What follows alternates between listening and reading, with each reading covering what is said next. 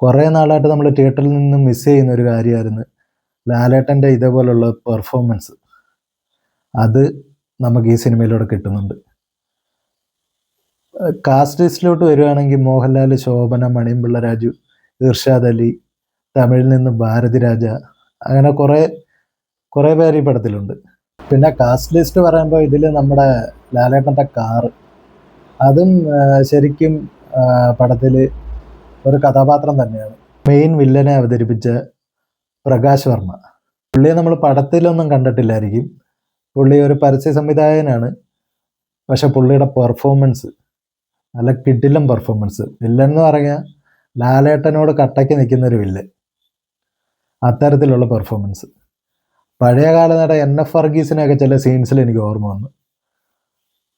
പിന്നെ ബാക്കി എല്ലാവരും, ലാലേട്ടൻ്റെ കാര്യം പിന്നെ പറയണ്ട. നമ്മൾ